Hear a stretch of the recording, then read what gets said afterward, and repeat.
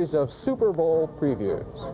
And that is News Center 5 until this hour. NBC Nightly News is next. They will have the latest on the hostages' flight to freedom, where they are right now, plus more on Ronald Reagan's first day as president. Good night, everybody. Good night.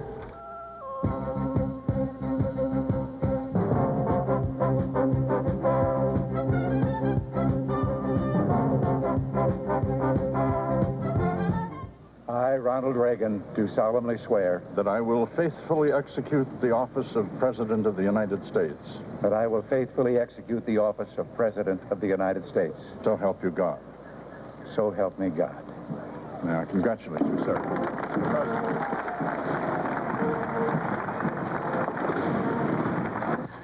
Some 30 minutes ago, the planes bearing our prisoners left Iranian airspace and are now free of Iran. From Washington, this is NBC Nightly News with John Chancellor and Chief Washington Correspondent Roger Mudd. Good evening on the 444th and final day of the hostage crisis, which is also the first day of the new Reagan presidency. The combination of these events colored the day and will color the evening because we expect to see the hostages later tonight. This was the scene at Tehran Airport just after dark Iran time when the hostages were escorted to the airplane. Here we see Joseph Subik Jr., one of the hostages, and Donald Cook, another hostage on his way home. The hostages were first flown to Athens from Tehran, where the Algerian planes carrying them and their belongings refueled. The next leg of their journey is now taking them to Algiers across the Mediterranean, and we hope to show you pictures of the hostages when they land in Algiers. And the final leg to freedom is from Algiers back across the sea to a military air base near Frankfurt, West Germany. At Athens this evening, we got our first look at the Air Algérie 727s, which are flying the Freedom Airlift. The hostages did not get off the planes during the refueling, but they were greeted by American Ambassador Robert McCloskey and other American officials. It was then on to Algeria. The hostages will get their first breath of freedom in Algiers tonight, their release having been negotiated by hard-working Algerian diplomats working in tandem with hard-working American diplomats.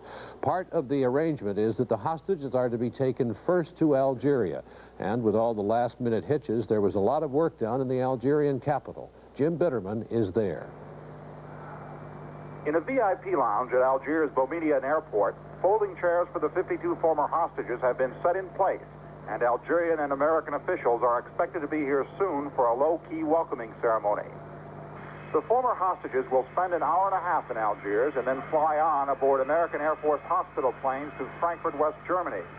Their freedom, the culmination of many hours of work by American negotiators.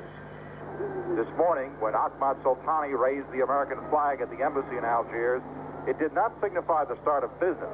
It was before sunrise that Warren Christopher and the other negotiators finally worked out the last-minute technical snag that had threatened to upset the hostage release agreement. Christopher continued working throughout the day, spending much of his time at the Algerian Foreign Ministry, apparently to make sure that no further last-minute snags developed. The atmosphere remained tense throughout the day. There were rumors of new problems. It was only tonight, after Ahmad Soltani had lowered the flag, that the mood changed. The hostages were free, and the champagne flowed. Jim Bitterman, NBC News, Algiers.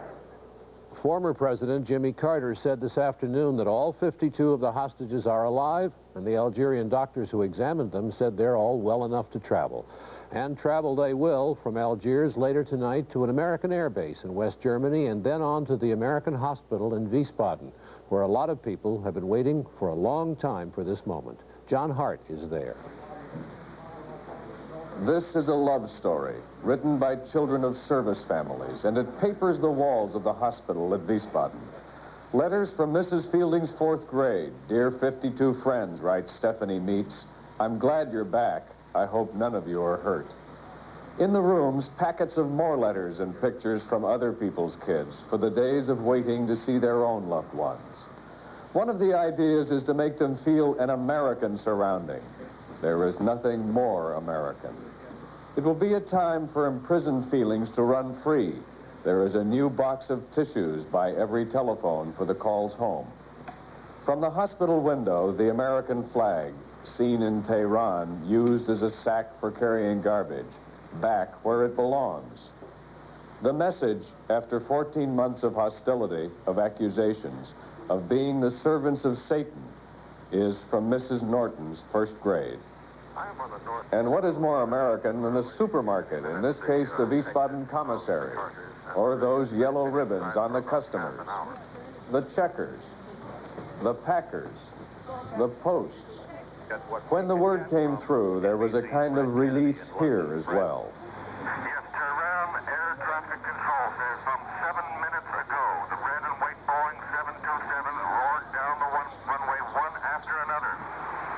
And Rhein-Main Air Force Base came alive as 2 hospital planes with doctors and nurses and dignitaries from the State Department rolled away toward the former hostages' first reunion. John Hart, NBC News, Frankfurt. The White House in the first night of the Reagan administration is much quieter than it was during the last 2 nights of the Carter administration. Last night and the night before last, Jimmy Carter got hardly any sleep at all, working on getting the hostages released before his term of office ended at noon today. He missed his deadline by about half an hour. The hostages took off from Tehran about 30 minutes after Ronald Reagan was sworn in. More on Mr. Carter's final hours from Judy Woodruff. The hostage crisis that helped deny Jimmy Carter another term as president haunted him right through his last night in the White House. He worked in the Oval Office all night long, learning at 3 a.m. that the last remaining snag over money had finally been resolved. But it wasn't until later that he could sign documents transferring U.S. funds to an escrow account. 3 hours later, he was still keeping a close watch on the delicate procedures. Right on, man. That's great. That's great. Okay, so the Bank of England has certified the depository? Carter aides hoped that the hostages would be released before noon, but a final Iranian delay cost Mr. Carter the opportunity to announce their freedom. Even as he was leaving the White House with Mr. Reagan, he got a phone call in the limousine saying the hostages were still on the ground at the Tehran airport. But definite word that they were free came to another president less than an hour after he was sworn in. At a luncheon, President Reagan made the announcement. Some 30 minutes ago, the planes bearing our prisoners left Iranian airspace and are now free of Iran.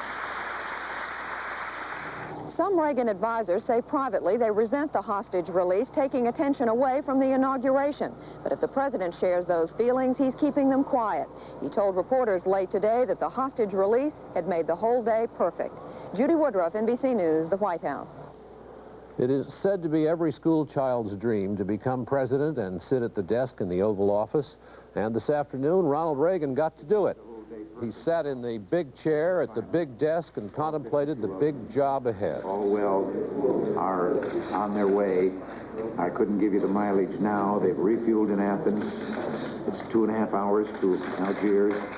And whether they will... And we'll have the story of Ronald Reagan's inauguration after this.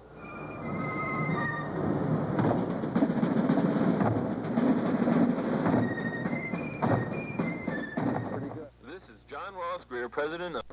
It was in some ways an unusual inauguration in Washington here today. At the time of the oath-taking, as we've heard, none of the principals knew if the hostages really had left Iran.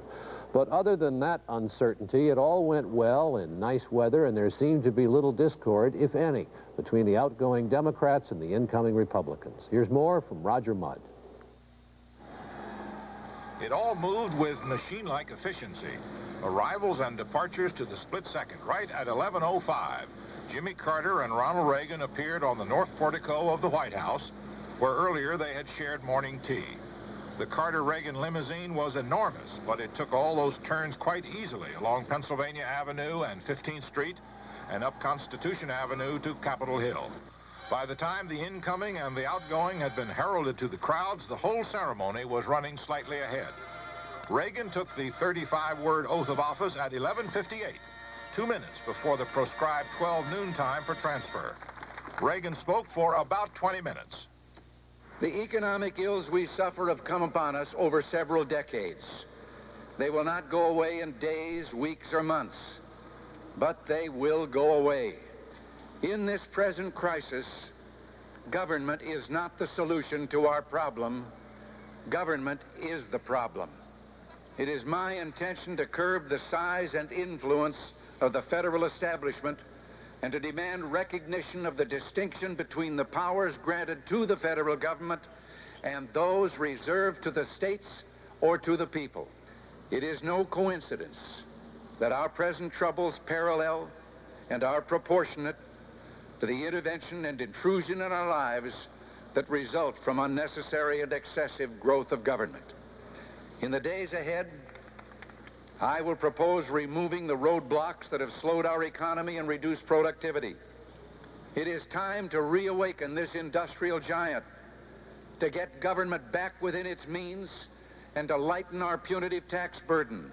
And these will be our first priorities, and on these principles there will be no compromise.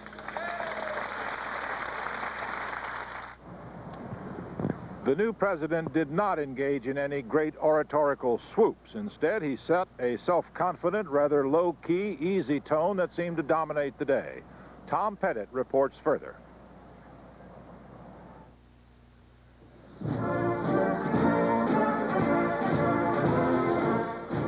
After all the public ceremony, Reagan's first official act was to taste the champagne.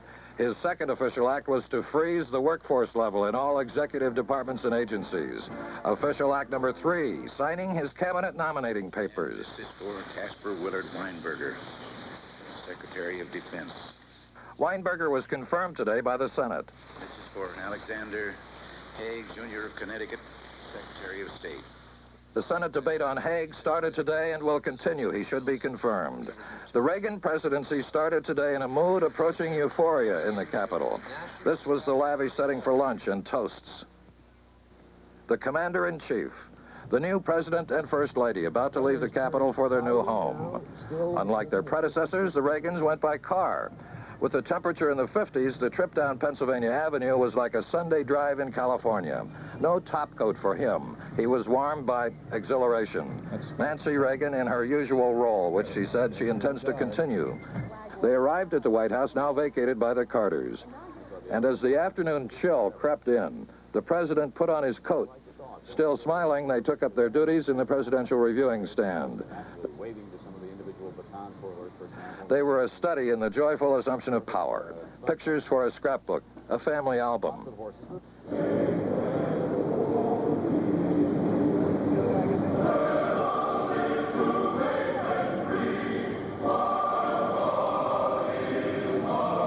And then home to rest up for tonight's inaugural balls. After all, tomorrow will be soon enough to start governing the country full time. After all, Inauguration Day is the only day of pure joy given to our presidents. Tom Pettit, NBC News on Capitol Hill. So this has been a good day for the 40th president. Late this afternoon, when he posed for photographers in the Oval Office for the first time, he said he was joining Jimmy Carter in turning the lights back on the Christmas tree. Then he shuffled some papers, and then he said, well, it's been a wonderful day. I guess I can go back to California, can't I? It was a good line, John. Thank you, Roger. We'll have more on the inauguration and more on the hostages after this.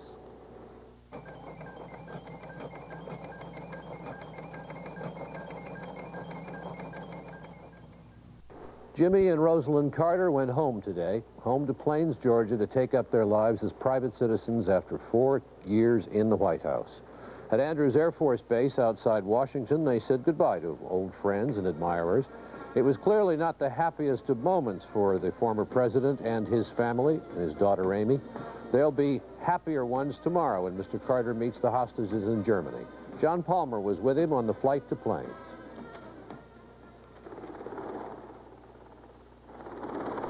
It was raining when Mr. Carter's helicopter touched down on a softball field where, as president, he often had a game with reporters and Secret Service agents. Several hundred people were there to cheer him as he stepped from his helicopter. Hundreds more lined Main Street across from the Carter Peanut Warehouse to welcome him home. Earlier, during the 2-hour flight to Georgia, there were tears in the eyes of Mr. Carter's aides when the presidential jet went out of its way to fly over the White House one last time.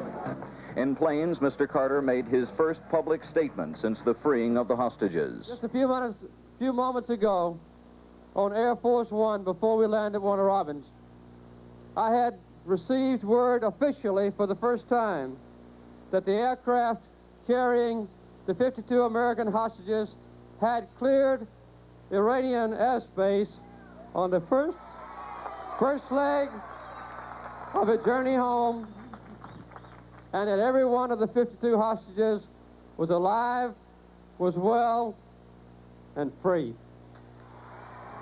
Later, Jimmy and Rosalind Carter danced to the tune of a country band. They were home again, but not for long. Tomorrow morning, Mr. Carter flies to Germany to meet the hostages, a trip he is looking forward to with a lot of personal satisfaction. John Palmer, NBC News, Plains, Georgia.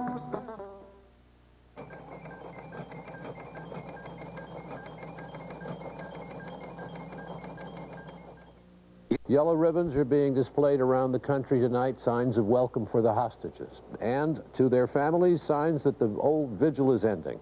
The hostages, after a 5 to 7 day stay in West Germany, time for decompression, will come home. The plan is for them to meet their families in some secluded place, away from cameras and reporters. Bob Jameson reports on some of the families. They're free. That's the point. Sutterfield. They're free. What we just find out? That what? Please tell us.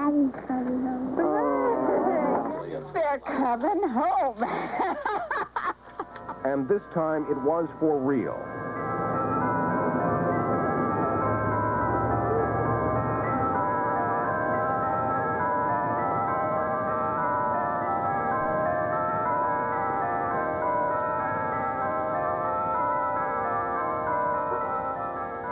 After so many false starts, relatives of the hostages reacted to the news with a mixture of elation and relief. Take it to figure that they are gone from Iran.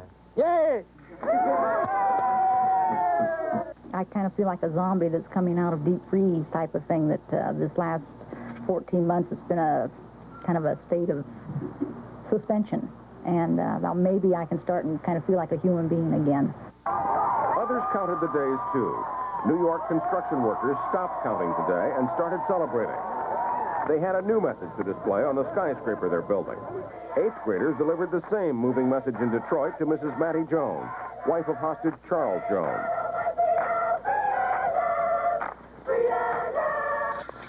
Some of the relatives today were also thinking of others, those who lost their lives in the aborted rescue attempt April 24th. Completely the tears of joy. Thank God there were 8 people.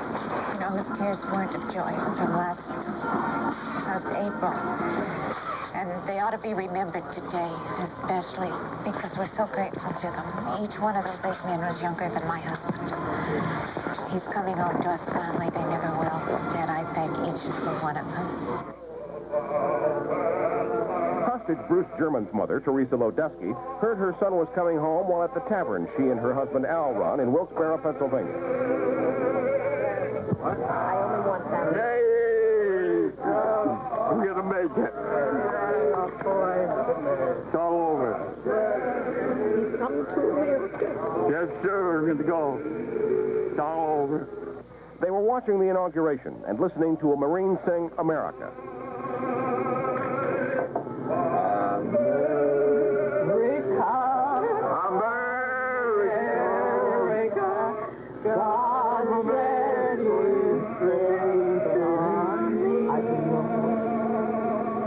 This was January 20th, 1981, the 444th day for the hostages, the first day for President Ronald Reagan.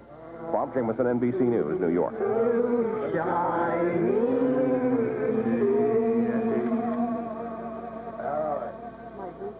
At the airport in Tehran today, each hostage had to pass a small band of Iranian radicals who waved their fists in the air and chanted, "Death to America" and "Down with Reagan." The Iranians were led by a cheerleader who kept urging them on as each hostage passed.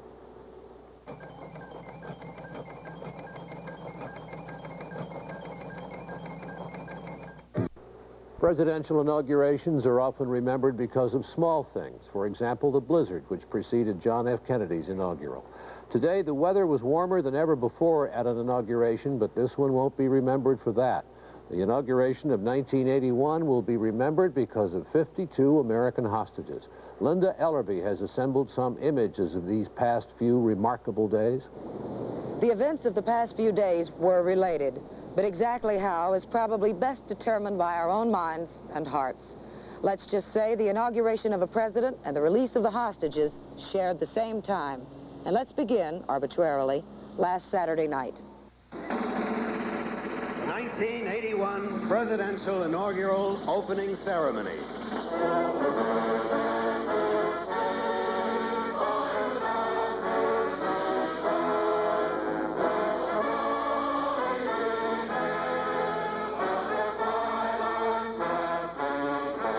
Warren Christopher smile. You got it. They're coming home.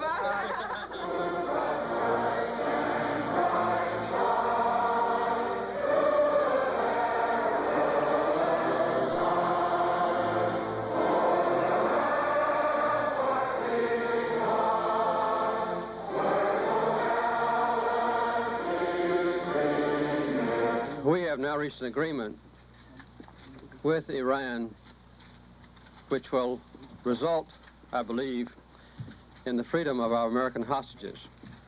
The last documents have now been signed in Algiers.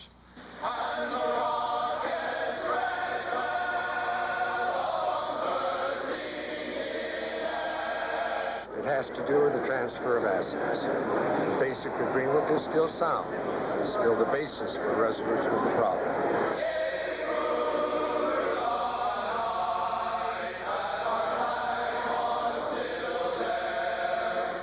I, Ronald Reagan, do solemnly swear that I will faithfully execute the office of President of the United States. Oh, say does that star-spangled banner yet wave?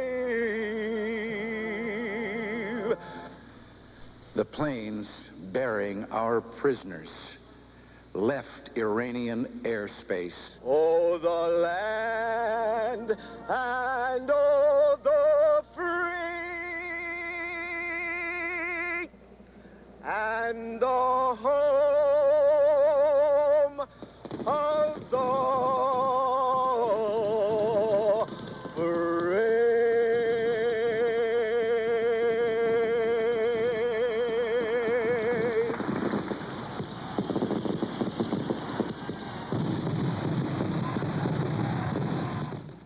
That's nightly news for now, but not the end of our coverage of the hostages' return. Things are fluid, but we hope to bring you scenes of the hostages in Algiers, perhaps in just a few minutes.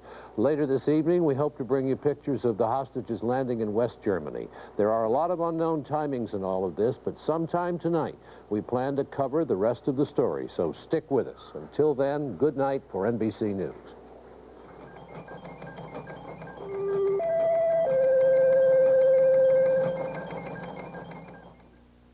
Tuesday on Lobo, male models are being murdered, so Birdie poses nude. You have a nice body. To crack the case.